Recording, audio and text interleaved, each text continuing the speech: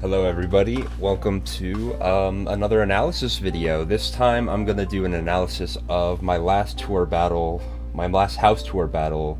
I think I did it on Friday, and I was up against Lobotomized Monkey from DO Defense House.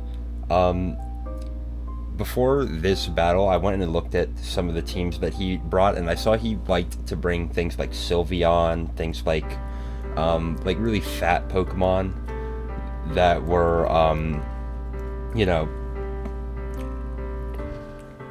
subject to switching in and stalling some of my team.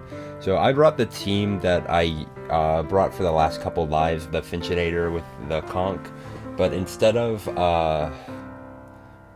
Earthquake on my Conch, I was running Poison Jab just in case I needed to catch a Sylveon on switch in. My main goal was not to use Conch to beat Sylveon, but I mean, I think I also switched out Close Combat for Bulk Up. So if I was at +1 and I caught a Sylveon on switch in, I think I could kill it. I didn't do the calc because I was just kind of crossing my fingers. But this guy, he did not end up bringing Sylveon. Earthquake probably would have been a little better for my team.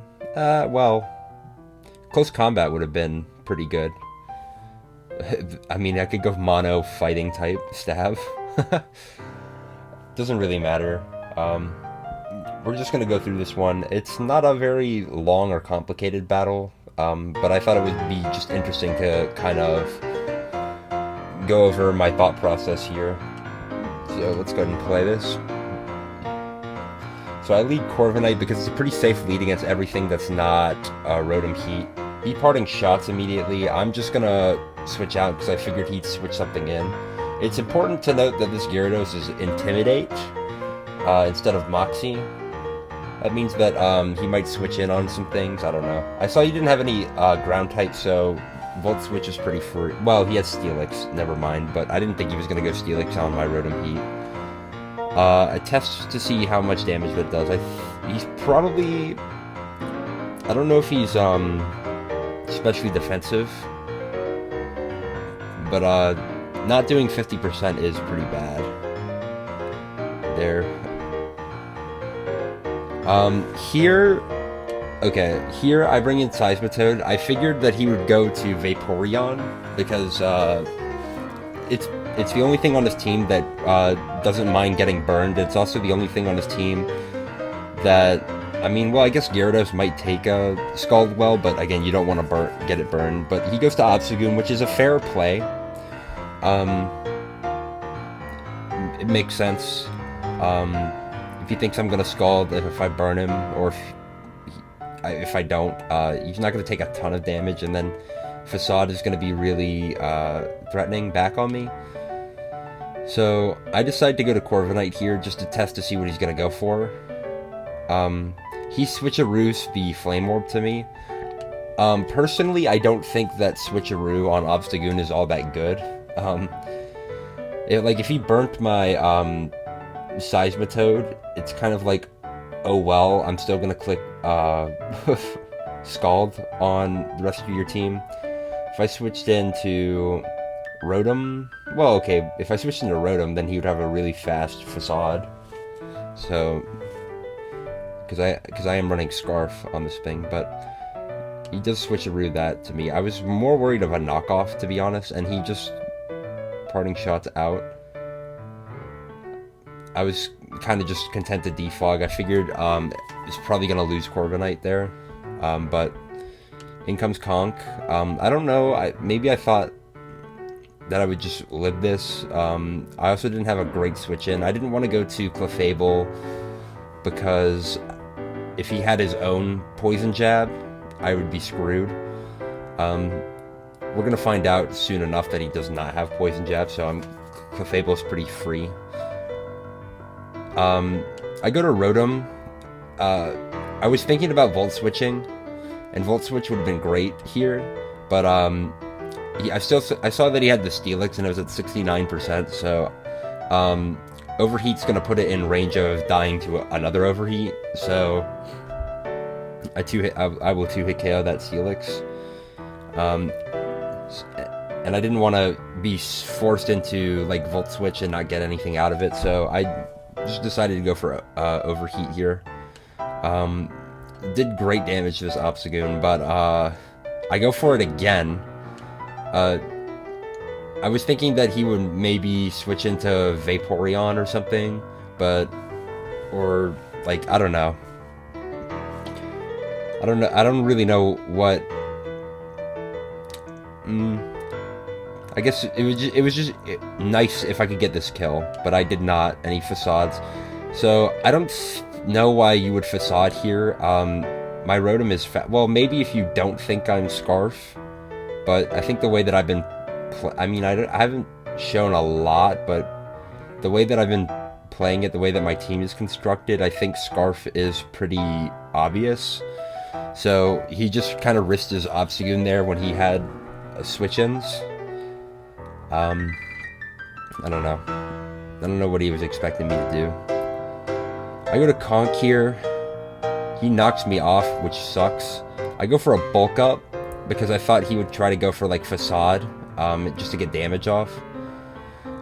Here I should have went for Mach Punch, but I was just kind of still a little shook about my Rotom, so I just like pressed the button quickly. I was like, it's a fighting type move, it's got Punch at the end, that's the one that I want, and I was like, oh wait. That sucked. So he goes to Conk. I go for a Mach Punch just to get some damage off, and he Earthquakes. So this Earthquake is actually really big for me, because if he's running Close Combat and Earthquake, he's almost definitely not running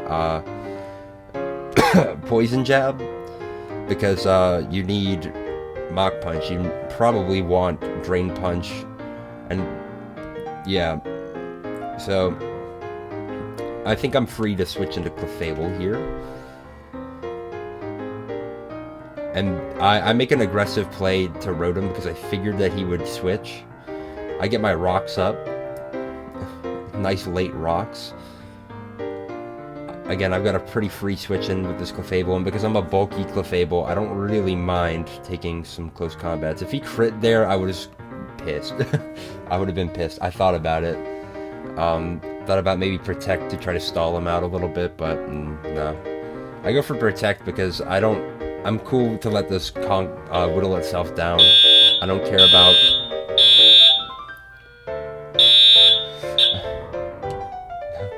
Did you guys hear that?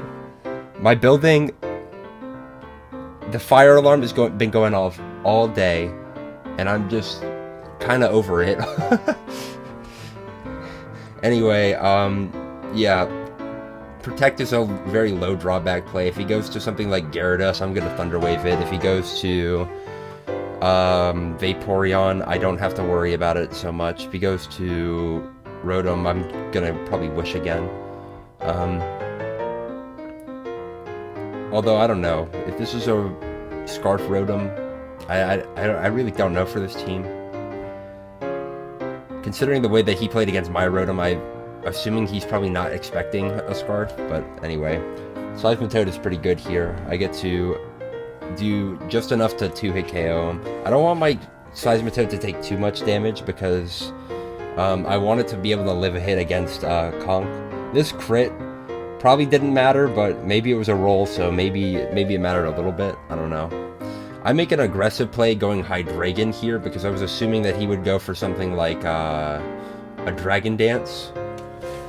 But he is a substitute Gyarados. I have not seen substitute Gyarados, like, probably since Dynamax. So, I was really not expecting it, but also staying in with Hydreigon would not have been the play. I guess this was probably my best play regardless of what he did. So I go for a Dark Pulse just to break his sub. And he Waterfalls me. And it does no damage. I don't know why he goes for Waterfall there and not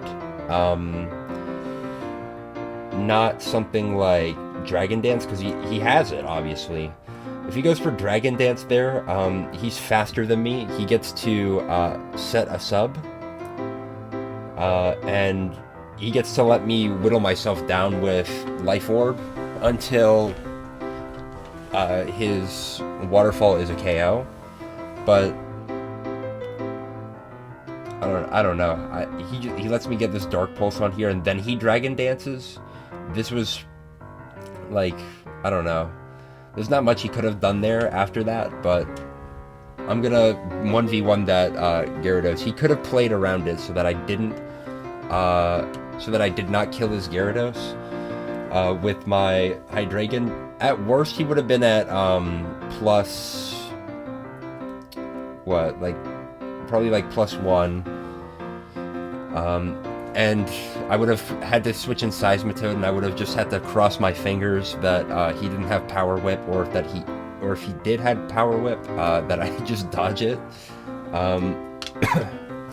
Yeah, that was a very precarious situation, but because my opponent did not make the right plays, we're gonna see that basically I'm gonna win the game here. Look, he doesn't have anything to beat me. Like, he has to keep his Conk and his Rotom here, and as long as I've got Seismitoad, Rotom's not a problem, really. I Scald here, and I'm gonna 2-hit KO this thing. See, there he switches out his Rotom. To me, what this tells me is that he's not a very... Not that he's not a very knowledgeable player, but he's not a very experienced Sword and Shield player, because I think everybody would know, anybody who plays a Nasty Plot Rotom like that, especially in the upper ladder where Seismitoad is super common, you know that you're gonna do like just over 50%. So I think he should have went for, I think he really should have just went for it. Get the damage off, let me kill the Rotom, and then he goes into something like Conk and maybe threatens to KO. Like, I could always go to Clefable, but I don't know.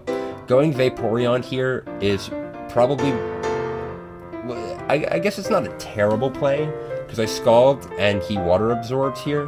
But what he's going to stay in with Vaporeon here, and that's probably the worst play, because he's going to let me get a Toxic off on him, and as soon as I get this Toxic off on Vaporeon, I know he can't stall me anymore. So, I just Scald. I don't really care about, I knew that Scald was going to KO Conk or Rotom on switch in, and he had the Wish up. If he stays in, I heal him back up, but he's going to keep taking Toxic damage, and I know he can't deal with me because Vaporeon doesn't have Toxic in this gen. And of course, Scald kills these guys on switch in. So that was just a really no-brainer play for me. So you see how he was faster than me, and he did 84%. If he had just went for Rotom damage, he would have forced me to switch out, or he would have forced me to, he would have killed my Seismitoad, whatever I decided to do. So, he didn't lose this game immediately after the Gyarados was gone, but he definitely threw away his win con, by letting his Vaporeon get poisoned by, allowing me to keep my Seismitoad. So yeah, this battle went from a 5-3 to a 3-0. That just goes to show you that you shouldn't quit a battle even if you think it's lost, because you never know what your opponent might do. I know that my opponent, again, not that your ladder rank matters all that much for how good you are. I knew that my opponent was about 200 elo points lower than me, so I knew that my opponent might not make very complicated plays, might not be thinking about the end game so much, because usually on mid ladder, people who get to mid ladder are people who understand like basic Pokemon, understand what counters what, but they may not know how to use their whole team to synergize against somebody else's team. I'd say that that's still something that I need help with as a player. It's definitely not something that comes naturally, but yeah. my opponent, like if I have any advice for my opponent, when you've got a team like this, you've got 2 Pokemon on your defensive core, and then the rest are basically offensive threats. You can't afford to play very passively, especially if you're not going into any of your defensive core. Like, once the Steelix is down, you don't have really, like, you don't have good switch-ins for something like my Rotom, maybe my Hydreigon. Oh, I guess you've got Vaporeon still, but like once your defensive core goes down, you've got to play this like an HO team. You've got to play aggressive, and my opponent just played pretty passive at the very end. I understand that sometimes you want to play safe, but like after substituting, like not Dragon Dancing was a very questionable play. I mean, I guess I could understand it if he's never had a Gyarados versus Hydreigon matchup, and he's never saw that Waterfall, like, from a base Gyarados does pretty much nothing.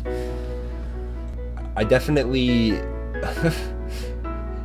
a big relief that I won this game, because I was 0 for 2 before this in House Tour, and I was like, if I really lose this game again, another game, I'm trash. And I totally am, but it is what it is. This week, actually, we've got the House Cup coming up. So it's Normals, Go Normals, versus Attack. I don't remember. There was one team that beat us in House Tours. I think it was Attack, but it was only by 1 game. So, you never know. We might be able to do it. And I'm playing Gen 6 OU again. I'm definitely not bringing that team that I had the last couple times. I'm going to bring something a little... I'm not going to say exactly what style, but it's going to be definitely more specialized than the team that I had before. Sorry, I've been kind of sick lately. Kind of sucks, but it is what it is. Anyway, I hope you guys enjoyed this battle. Nothing particularly like groundbreaking, but yeah. And with that, I guess I'm just gonna leave it off. See you guys either for another live later this week, or hopefully if I can get that House Cup battle live, or if I can't, just get an analysis of it. Look forward to that.